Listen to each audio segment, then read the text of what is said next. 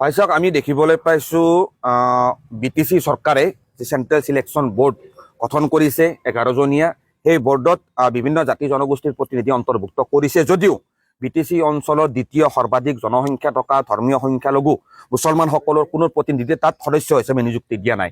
এয়া অতিকে উদ্বেগজনক বিষয়, কাৰণ বৰ্তমানৰ যিখন বিটিচি চৰকাৰ এই চৰকাৰখন গঠন কৰাত অৰ্থাৎ BPF দলক চৰকাৰত অধিষ্ঠিত কৰাত বিটিচি অঞ্চলৰ সংখ্যালঘু ৰাইজৰ যথেষ্ট সক্ৰিয় ৰাজনৈতিক ভূমিকা আছিল।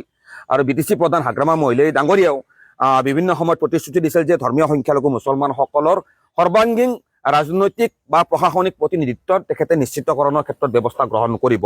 আমি বিগত সময়ছোৱাত দেখিবলৈ পাইছোঁ বিভিন্ন লেণ্ড এডভাইজাৰী বোৰ্ডেই হওক বা বিভিন্ন VCDC পৰ্যায়ত সংখ্যালঘু যেটো প্ৰতিনিধিত্বৰ ব্যৱস্থাৰ ক্ষেত্ৰত তেখেতে কিছু গুৰুত্ব দিয়া আমি দেখিবলৈ পাইছিলোঁ। কিন্তু CSBৰ দৰে এখন গুৰুত্বপূৰ্ণ এখন বোৰ্ডত ধৰ্মীয় সংখ্যালঘু প্ৰতিনিধি নিযুক্তি নিদিয়া বিষয়টোৱে যথেষ্ট প্ৰতিক্ৰিয়া সৃষ্টি কৰিছে।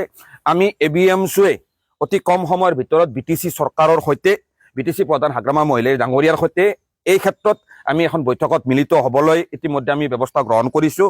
আৰু সেই বৈঠকৰ পিছতে বাকী আমাৰ ABMCৰ প্ৰতিক্ৰিয়াখিনি ৰাইজৰ জ্ঞাতাৰ্থে আমি আপোনালোকক এটাইকে অৱগত কৰাম।